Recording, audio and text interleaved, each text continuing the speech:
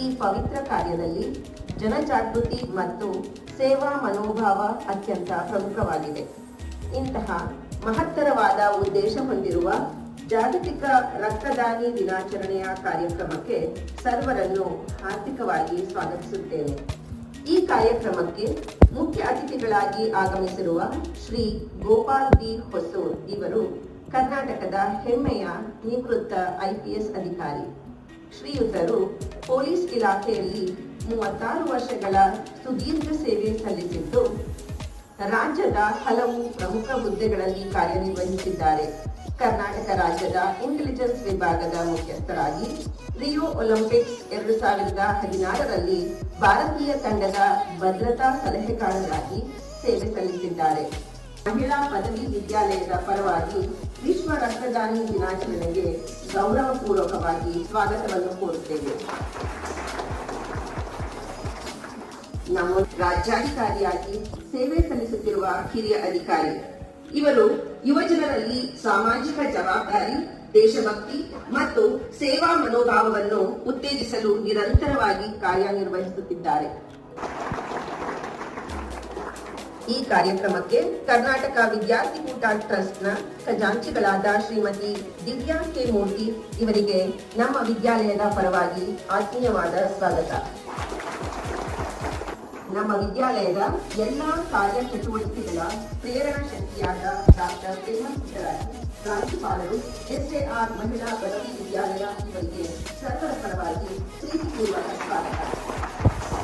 Good morning. Thank you.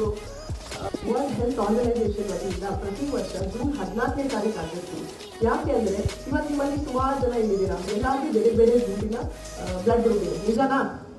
So ಅದೆಲ್ಲ ಏನು ಕಂಡುಹಿಡಿದಿದ್ದಾರೆ, ABO ಅನ್ನೋದು ಒಂದು ಪ್ರಾಪರ್ ಬೇಸ್. ABO ಅದು ಬಂದು ಪಾಸಿಟಿವ್ ಇರ್ಬೋದು, ನೆಗೆಟಿವ್ ಇರ್ಬೋದು. ಸೊ ಈ ಒಂದು ಗ್ರೂಪ್ ನ ಕಂಡಿಡಿದಂತ ವ್ಯಕ್ತಿ ಏನಿದ್ದಾರೆ ಅವರ ಸಂಶೋಧನೆಯಿಂದ ಇವತ್ತು ಗ್ಲೋಬಲಿ, ನಾಟ್ ಜಸ್ಟ್ ನಮ್ಮ ಇಂಡಿಯಾ ಅಥವಾ ಇನ್ನೊಂದು ಕಂಟ್ರಿ ಅಂತ, ಗ್ಲೋಬಲಿ ನಾವು ಎಲ್ಲರೂ ಒಂದಷ್ಟು ಜನರು ಜೀವ ಉಳಿತಾ ಇದೆ ಅಂದ್ರೆ ಆ ವ್ಯಕ್ತಿಯ ಸಂಶೋಧನೆಯಿಂದಾನೇ ಇದು ಪಾಸಿಬಲ್ ಆಗಿದೆ. ಅಂಡ್ ಅವರ ಹೆಸರು ಬಂದು ಕಾರ್ಲ್ ಲ್ಯಾಂಡ್ ಸ್ಟೈನರ್ ಅಂತ ಹೇಳಿ. ಈಸ್ ಆಸ್ಟ್ರಿಯನ್ ಅಂಡ್ ಅವರಿಗೆ ನೋಬೆಲ್ ಪ್ರಶಸ್ತಿ ಕೂಡ ಸಿಕ್ಕಿದೆ. ಅವ್ರಿಗೆ ಒಂದು ಚಪ್ಪಾಳೆ ಹೊಡೆಯೋಣ ಈಗ. Thank you so much. ಅವರ ಒಂದು ಸಂಶೋಧನೆಯಿಂದ ಇಷ್ಟೆಲ್ಲ ಸಾಧ್ಯ ಆಗಿರೋದ್ರಿಂದ ಅವರ ಒಂದು ಹುಟ್ಟಿದ ಹಬ್ಬವನ್ನ, ಜನ್ಮದಿನವನ್ನ ನಾವು ವರ್ಲ್ಡ್ ಬ್ಲಡ್ ಡೋನರ್ ಡೇ ಅಂತ ಹೇಳಿ ಜೂನ್ 14 ಗ್ಲೋಬಲಿ ಎಲ್ಲಾ ಕಡೆ ಸೆಲೆಬ್ರೇಟ್ ಮಾಡ್ತಾರೆ. KVK ಸಂಸ್ಥೆಯ ಸಾಧನೆಯ ಹಾದಿಯನ್ನ ಒಂದು ವಿಡಿಯೋ ಮೂಲಕ ನಮ್ಮ ಮುಂದೆ ಪ್ರಸ್ತುತಪಡಿಸಲಿದ್ದಾರೆ.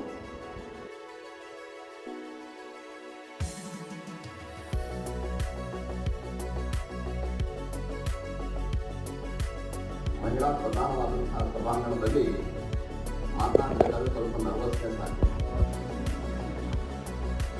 I have been only used to police work for more than 36 years.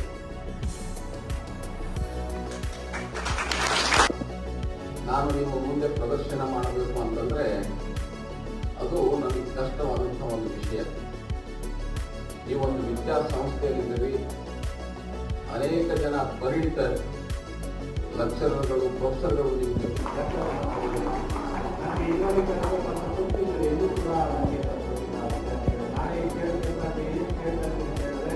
ನಾವು ಕೂಡ ಈ ಒಂದು ಮಹತ್ವವಾದಂಥ ಕಾರ್ಯದಲ್ಲಿ ಭಾಗವಹಿಸಿದ್ದೇವೆ. ಒಂದು ಜೀವನ ಇತರರ ಸುಖಕ್ಕೋಸ್ಕರ, ಇತರರ ಒಂದು ನೆಮ್ಮದಿಗೋಸ್ಕರ ತಮ್ಮನ್ನ ತೊಡಗಿಸಿಕೊಳ್ಳುವಂತಹ ಕೆಲಸದಲ್ಲಿ ಈ ಗಣ್ಯರೆಲ್ಲ ತಮ್ಮನ್ನ ತೊಡಗಿಸಿಕೊಳ್ಳುವುದಕ್ಕೆ ಆಹ್ವಾನಿಸಿದ್ದು ಅಂದ್ರೆ, ನೀವೆಲ್ಲ ಈಗ 18 ವಯಸ್ಸನ್ನು ಮುಗಿಸಿ 19ನೇ ವಯಸ್ಸಿಗೆ ಕಾಲಿಟ್ಟಿದ್ದೀರಿ, 19-20ರ ಆಸುಪಾಸಿನಲ್ಲಿದ್ದೀರಿ. PUC ಮುಗಿಸಿ ಡಿಗ್ರಿ ಬಂದಿದ್ದೀರಿ. ಇದುವರೆಗೆ ನಿಮಗೆ ಬ್ಲಡ್ ಡೊನೇಟ್ ಮಾಡುವಂತ ಅವಕಾಶ ಇರಲಿಲ್ಲ. ಯಾಕೆಂದ್ರೆ 18 ವರ್ಷ ದಾಟಿದ ಮೇಲೆನೆ ಬ್ಲಡ್ ಕೊಡೋಕೆ ಅವಕಾಶ ಆಗುತ್ತೆ. ಈಗ ನೀವು ಆ ಅರ್ಹತೆಯನ್ನ ಪಡ್ಕೊಂಡಿದ್ದೀರಿ.